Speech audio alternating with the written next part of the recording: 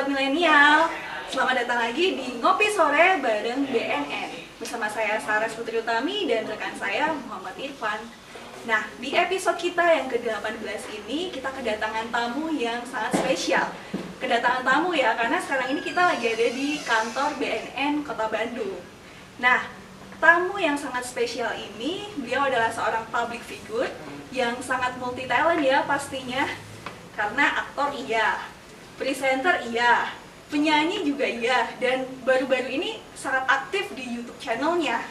Siapa dia? Kita sambut Edi Brokoli. Oh.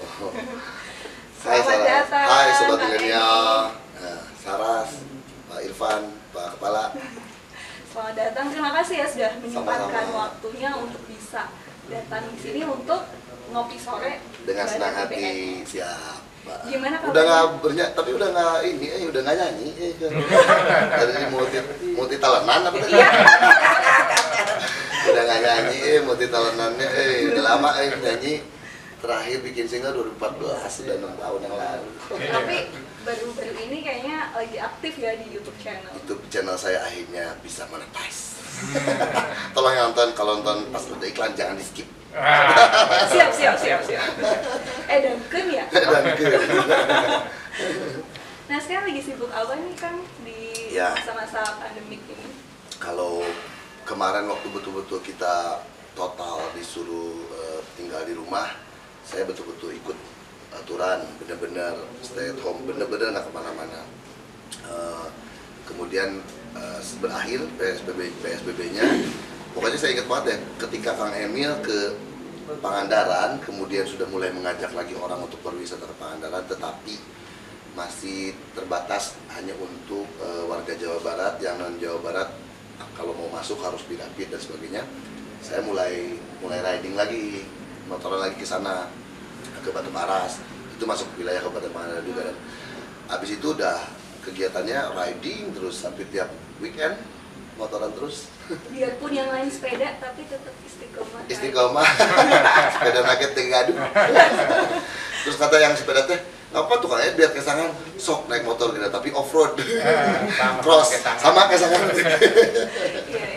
Ya, jadi banyaknya gitu. Nah, kebetulan kan saya juga brand ambassador salah satu produk outdoor di Indonesia, jadi memang kerjanya harus promosikan produk yang memang berhubungan dengan kegiatan luar ruang. Jadi ya perlahan dengan memperhatikan protokol penyebaran COVID, tapi sudah mulai berkegiatan luar ruang lagi. Tapi ya pasti ada bedanya dengan dulu kan. Sekarang kita keluar harus pakai masker. Kalau nggak pakai masker kita harus berjarak. Rajin cuci tangan gitu. Itu sebetulnya sih kalau rajin cuci tangan, bawa hand sanitizer. Sebelum COVID juga saya sudah begitu. Iya. Karena memang tangannya kan sering salaman sama orang, turun dari motor pasti kotor, habis itu ngoprek lah apalah gitu. Itu sudah biasalah. Jadi itu ada berkahnya juga sih dari COVID. Kita jadi Disiplin diri dalam kebersihan. ya hidup harus lebih sehat, bersih, harus lebih bersih. Terus kayaknya sekarang semua orang takut banget untuk sakit. Harusnya kan dari dulu Iya. jangan mau Betul. sakit itu. Sekarang tuh mau apa, buat pilek batuk aja udah takut. Jadi semua jadi jangan sampai sakit apapun. Minum kopi ki ruasnya. Seharusnya kan dari dulu ya, memang jangan sakit. Oh, jaga kesehatan. Sekarang gue semua orang jogging dan sebagainya. Ya bagus, ada hikmahnya juga sih. Semua orang jadi hidup sehat, termasuk diingatkan lagi untuk menjauhkan diri dari narkoba. Kalau mau sehat. Iya, itu penting lagi. Nah, ngomong-ngomong soal sehat nih ya, ini sebenarnya relate banget sama tagline kita dari BNN yang baru, itu adalah hidup 100%, kayak yang di kaos saya nih. Nah, siapa nih yang mau menjelaskan ini 100%? Hidup 100% sehat, sadar, produktif, dan bahagia. Jadi sebenarnya kita nggak cuma hidup tanpa narkoba aja, Ya. tapi pengennya adalah punya hidup yang sepenuhnya gitu ya.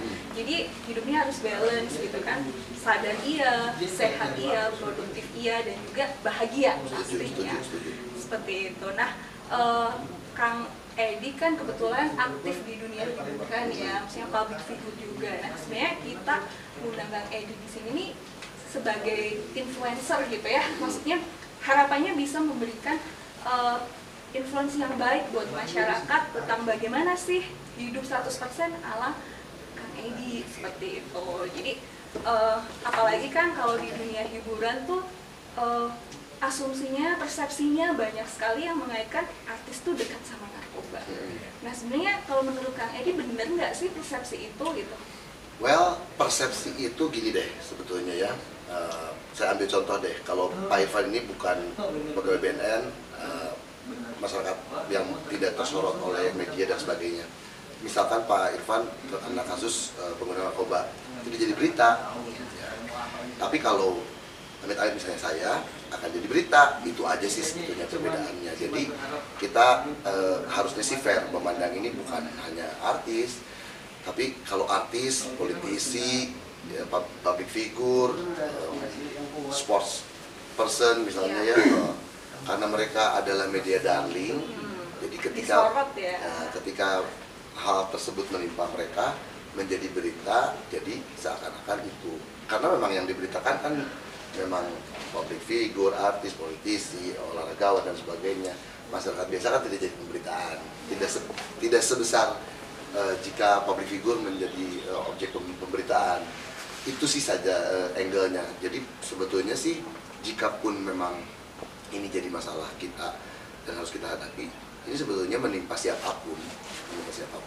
Hanya yang diberitakan memang kebanyakan itu aja. Karena jadi sorotan. Jadi sorotan, tapi sebetulnya masalah bangsa ini bukan masalah. Jadi kan kalau masalah kalau benar nggak sih bahwa kalangan artis ini adalah banyak menggunakan, berarti kan kayaknya ini masalah dunia entertainment aja gitu, berarti di dunia yang lain tidak harus perhatikan, tidak jadi masalah. Nggak juga, ini sesuatu yang harus jadi perhatian dan harus diselesaikan bersama oleh bangsa karena bisa terjadi sama siapapun gitu. Kalau hidup 100% ala Kang Nah, Edi hidup gimana? 100% setuju Ada banget nih ya. sadar, sehat, Sadar, produktif, bahagia. bahagia. Kalau bahagia, Ente sehat sama ente sadar. ya, kalau versi saya ya, kalau bahagianya itu kan bonus jika Bonus. sadar sehat produktifnya Iya, itu betul. sudah Jalan, kita ya. jalani, bahagianya pasti datang gitu. Kalau kebahagiaan yang yang didapat dari menggunakan hal-hal yang tidak baik itu kan kebahagiaan semu akhirnya. Bahagia pas dia lagi pakai aja, dia berhenti buru-buru bahagia mau mati kayaknya kan. Iya. Dari 100%-nya dulu nih, apa sebenarnya? Hidup Hidup 100%. Nggak sobat Sobat Sobat milenial. milenial. Sobat milenial dari hidup 100%-nya dulu nih, suka banget nih saya nih. Jadi ketika dari dulu saya waktu ngeband juga, beberapa kali saya memang suka sama band ya, Harapan Jaya yang entah kemana itu. Tapi penyanyi kan tetap. Dulu sering juga memang diundang untuk acara-acara anti narkoba. Jadi sebetulnya gini, once sobat milenial menggunakan narkoba, saat itu kontrak mati sudah melakukan kontrak mati, jadi udah berkurang memang hidupnya. Iya dong, apalagi yang sudah main suntik-suntik dan sebagainya, udahlah itu mah udah pintu gerbang ke sana udah. Makanya harus kita jauhin itu begitu. Udah pasti kontrak mati aja itu mah, ngapain? Sedangkan kita hidup tuh harus 100%, harus sadar, sehat, produktif. Kalau produktifnya hanya karena sedang di bawah pengaruh sesuatu, ya bukan produktif namanya, itu mah akibat dari efek dari penggunaan sesuatu aja. Kalau produktif ya harus produktif karena memang kita punya kemampuan untuk melakukan sesuatu. Sehat, Atas dasar pengaruh. betul. Sadar udah pasti. Gimana kita mau melakukan sesuatu yang baik kalau kita nggak sadar? Bagaimana kita mau bertemu dengan atau beribadah menemui Tuhan dalam keadaan tidak sadar, pasti tertinggal juga ibadah. Mau agama sobat milenial apapun juga, masa beribadah dalam keadaan tidak sadar. Kemudian sehat, kalau sehat sih udah pasti ya. Kalau kita ingin hidup tenang, damai, jauh dari utang, jauh dari dokter, jauh dari rumah sakit, ya harus sehat. Ya. Apalagi itu level pertama untuk diri kita sendiri doang. Apalagi ketika kita berbicara, kita sebagai manusia, sebaik-baik manusia adalah manusia yang bermanfaat untuk manusia yang lain. Saya rutin donor darah tiap 3 bulan sekali. Kalau nggak sehat, bagaimana bisa donor darah? Iya, betul. Sedangkan yang donor darah itu harus bersih dari narkoba, harus dites tiga level, tiga macam penyakit akan selalu dites pada saat donor darah, sifilis, HIV dan hepatitis C. Hepatitis itu harus bersih. Darahnya baru bisa berguna untuk orang lain. Kalau kitanya nggak sehat, ya boro-boro donor darah, ya tekanan darah kurang, ya semalam sakit gigi. Ini sehatnya luas ya. Ya semalam sakit gigi, jadi saya lagi makan obat painkiller nih, ya nggak bisa donor. Makanya kita harus sehat terus supaya kita juga pasti buat diri kita sendiri yang pertama. Yang kedua, kita bisa bermanfaat untuk orang lain. Ya, setuju banget tuh ya, bermanfaat buat orang lain. Iya. Oke, Sudah pernah donor darah? belum pernah. Kenapa? Aku sama jarum suntik. Takut sama jarum suntik? Padahal sehat. Takut jarum suntik? Jangan dilihat. Saya 60 kali donor darah nggak pernah lihat jarum suntik masuk ke tangan sekalipun. Karena saya juga bukan takut jarumnya, takut ditonjok nanti perawatnya karena misalnya refleks, Iya betul. narik atau gimana, karena jarumnya emang gede kan. Di PMI ya di sini ya. Di PMI kadang-kadang saya keliling Pak ke seluruh Indonesia, ada teman-teman asal Indonesia supporters yang rajin bikin donor darah. Iya. Keliling, kadang-kadang di PMI, Lebih sehat, ya. kadang-kadang di Eger, di mana aja. Oh. Bikin. Jadi donor darah, ayo donor darah.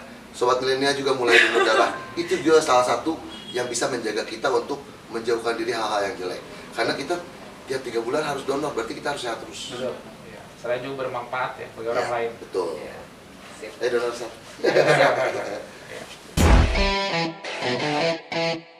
Sobat milenial BNN Kota Bandung, kita di sesi berikutnya seperti biasa kita berbincang isu tentang P4GN, pencegahan, pemberantasan, penyalahgunaan dan peredaran gelap narkoba. Saya akan bertanya mengenai P4GN ini kepada Kang Edi. Kang Edi, sebetulnya negara kita dari tahun 2015 sudah masuk pada tahapan darurat narkoba ya. Indikatornya 30-50 orang meninggal setiap hari. Tentu saja yang kita perlukan adalah sebuah gerakan bersama dalam pencegahan. Keluarga sebagai sebuah entitas terkecil dari masyarakat tentu saja memegang peranan penting ya, termasuk juga Kang Edi sebagai seorang kepala keluarga. Mungkin juga sepengetahuan saya Kang Edi punya putra yang sudah menginjak remaja ya. Sudah ada. Nah, ini saya tanyakan bagaimana sih caranya kita sebagai orang tua masih muda tapi orang tua bisa memberikan edukasi terhadap anak kita supaya dia tidak terlibat dalam penyalahgunaan. Jadi kan anak sekarang kan sudah melek IT ya, medsos di mana-mana gitu, rasa internetnya sangat besar. Nah itu yang bisa kita arahkan bagaimana caranya supaya anak kita mengetahui tapi tidak mencoba gitu, seperti itu. Itu bagaimana? Ya, sudah pergilah kopi nah. Oh iya, seperti tagline kita bahwa ini adalah acara ngopi sore. Saya persilakan dulu kepada seluruh narasumber. Sobat milenial juga silakan seruput kopinya. Nah, kalau tadi kepanjangannya P4GN apa tadi? Pencegahan, Pemberantasan, penyalahgunaan, penyalahgunaan, dan peredaran gelap dan peredaran gelap. Nah, memang saya setuju tadi baru mau ngomong. Jadi, memang yang kesananya itu 3P yang belakang itu kalau sudah selesai di pencegahan nggak akan ada lah gitu harusnya ya. Jadi paling baik seperti hanya sakit kan, lebih baik mencegah daripada mengobati. Itu bukan omong kosong belaka, itu memang betul adanya ya. Tapi ya memang segala sesuatu itu kembali lagi ya, kita hanya bisa berusaha, tapi berusaha itu jangan setengah-setengah. Kalau untuk sesuatu yang memang bahaya penting banget gitu ya. Caranya sih, kalau saya juga tidak bermaksud menggurui sobat milenial bahwa Pak di sini ibu, calon ibu.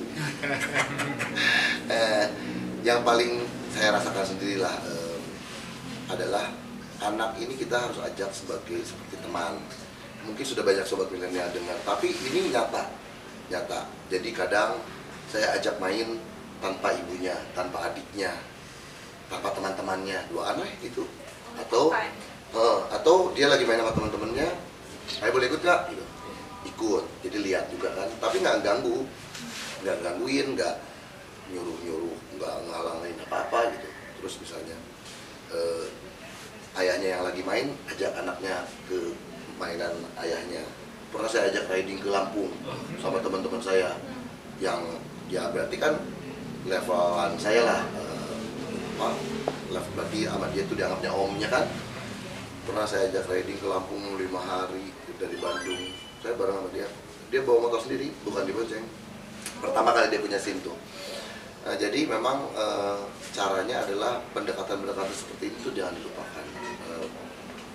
Buat dia merasa nyaman untuk bercerita apapun terhadap orang tuanya. Kalau sama teman kan begitu, anak-anak itu kalau sama temannya pasti cerita lebih dulu dibanding sama orang tuanya. Ngasih dengan benda itu kamu jadi gimana sih? Nah itu yang lebih baik diberitahu daripada dimarahin ya. Karena anak-anak ya semua kita pernah remaja lah, saya juga pernah remaja, pernah umur 17. Anak-anak itu tidak bisa dipungkiri bahwa curiosity-nya, rasa kepenasarannya itu tinggi, segala sesuatu kepo, segala sesuatu pengen dicoba.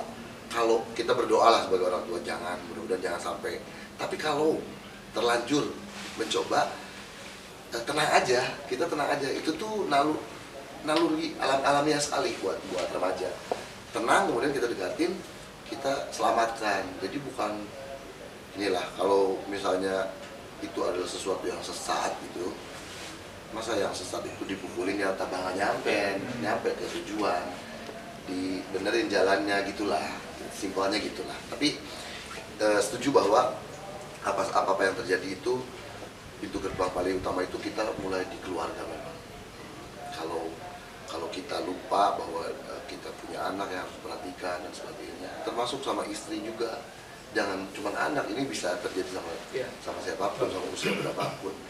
Istri ke suaminya, suami ke istrinya, orang tua ke anaknya. Bahkan kalau anak yang sudah dewasa itu mungkin anak yang mengawasi orang tuanya. Karena semua orang bergaul dengan hal yang sama sekarang. Jadi itulah kurang lebih yang kita ajak bicara sebagai teman. Sobat milenial, demikian kurang lebih tips dari Kang Edi. Sekarang kita beralih kepada Kepala BNN Kota Bandung, Bapak AKBP Denny Yusdaniel. Ini bagaimana Pak menanggapi statement dari Kang Edi terkait mungkin kalau di kita ada memperkuat ketahanan keluarga Pak ya, daya tangkal terhadap penyalahgunaan narkoba. Bisa memberikan komentar? Sahabat milenial BNN, kita ucapkan terima kasih kepada Kang Edi Brokoli atas kesediaannya dalam program P4GN untuk Kota Bandung. Menanggapi apa yang disampaikan Kang Edi Brokoli, tentu saja hubungannya dengan tagline BNN yang baru, hidup 100%, sadar, sehat, produktif, dan bahagia. Nah, ini tagline ini tentu saja adalah tagline P4GN. P4GN sebagai program negara dalam upaya penanggulangan masalah narkoba tentu saja harus dilakukan oleh seluruh komponen bangsa. Tidak terkecuali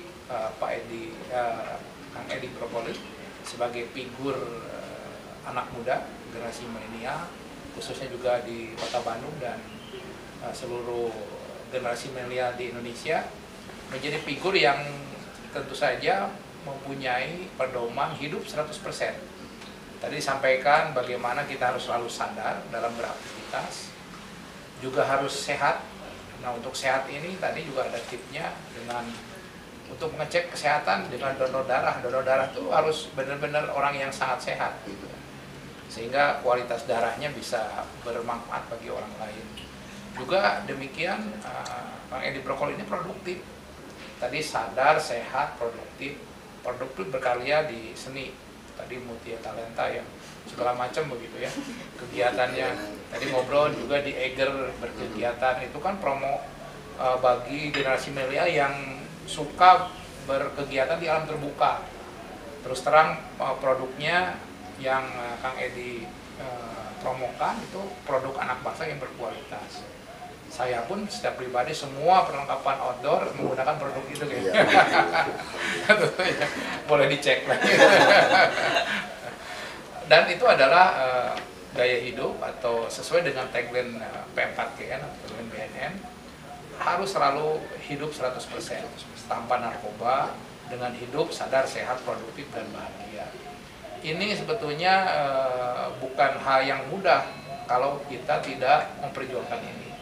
Melalui figur-figur yang ada, terutama Kang Edi, menjadi salah satu inspirasi bagi generasi milenial untuk meniru gaya hidup 100% sadar, sehat, produktif, dan bahagia ini. Karena tidak mungkin Kang Edi sampai saat ini eksis kalau tidak hidup 100%. Dan tidak mungkin Kang Edi Brokoli ini menjadi idola, figur yang tentu saja menjadi idola yang positif sampai sekarang. Seingat saya kan sudah cukup lama ya, Kang Edi eksis di dunia entertainment dan lain sebagainya. Dan generasi milenial juga sekarang sangat cerdas bagaimana melihat figur-figur yang ada. Dan mudah-mudahan sampai nanti Kang Edi bisa terus menjadi inspirasi bagi generasi milenial, terutama atau generasi muda kita, untuk terus memegang teguh gaya hidup anti narkoba dengan hidup 100%, dan tentu saja bagaimana harus sehat, produktif, dan tentu saja nanti bonusnya adalah bahagia katanya. Pasti. Betul. Dan untuk memperjuangkan sehat itu tadi sudah sampaikan seperti apa sih gitu. Saya lihat kan Kang Edi dulu ini bodinya, waduh, ideal gitu ya, ideal terus kayak ABG aja terus dari dulu kan gitu. Saya ke bapak loh maksudnya. Saya kan betul. Lebih awal karena saya pribadi juga untuk memperjuangkan kesehatan itu perlu berpikir dari cara pandang yang positif. Gitu. Nah, salah satunya tagline BNN itu bagaimana kita mengajak melalui P4GN seluruh anak bangsa, terutama generasi muda, untuk selalu hidup 100% sehat tanpa narkoba. Oke, Sobat Milenial BNN Kota Bandung, kita sampai pada penghujung episode ke-18 ini. Tapi sebelum kita berpisah, saya mau mohon kepada Kang Edi Brokoli untuk menyampaikan pesan-pesan positif kepada Sobat Milenial BNN Kota Bandung. Saya persilakan.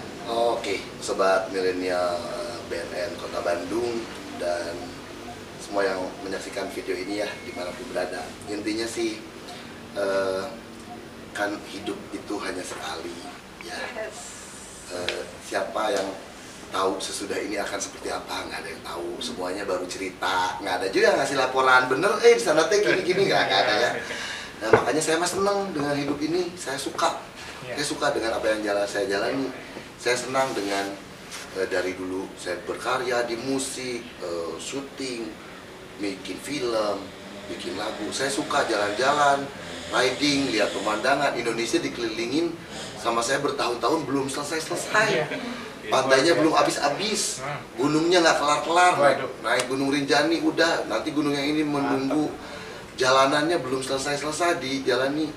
Kalau besok lusa kita keburu mati, nanti nggak selesai menikmati itu semua. Loh, saya serius nih, bener. Nggak tanggung-tanggung, jangan tanggung-tanggung kalau ngomong. Emang gitu Pak Irfan, emang gitu Pak Kepala. Kalau besok lusa keburu mati, apalagi gara-gara narkoba, matinya juga nggak enaken. Diomonginnya juga nggak enaken. Kalau mati karena menolong orang, apa segala macam yang lebih baik mah, oke lah, nggak apa-apa. Ini kalau matinya gara-gara overdose, gara-gara ditembak polisi karena mengedarkan narkoba, malas mati kayak gitu. Pokoknya intinya kalau kita nggak jaga kesehatan kita kan, yang kita sedang nikmati semasa hidup ini keburu udahan gitu ya. Sayang, saya mah pasti pengen menikmati semua. Mudah-mudahan Sobat Milenial juga punya keinginan seperti saya, masih ingin banyak berkarya, masih ingin banyak berbagi untuk orang lain, masih ingin melihat alam Indonesia atau mungkin keliling dunia, pergi ketemu siapapun, masih ingin bermain bola dengan masih ingin berkarir, masih ingin banyak berbuat di dunia ini. Ya makanya kita harus tetap memegang teguh ini. Kalau PSBB kita harapkan segera berakhir, kalau SSBB kita harus pegang teguh terus. Ya, sehat, sadar, produktif, bahagia. Makanya harus SSBB. Kalau PSBB kita doakan segera berlalu. Kalau SSBB kita pegang teguh terus. Hidup 100%. Sehat, produktif, ya. Dan Sehat, bahagia. sadar, sehat, produktif, bahagia, hidup 100%. Gitu. Makasih. Oke, demikian pesan positif kita hari ini di episode ini dari Kang Edi Brokoli. Kami seluruh kru Ngopi Sore mengucapkan terima kasih. Sampai di sini perjumpaan kita. Billahi taufiq wal hidayah. Wassalamualaikum warahmatullahi wabarakatuh. Hidup 100%, sadar, sehat, produktif, dan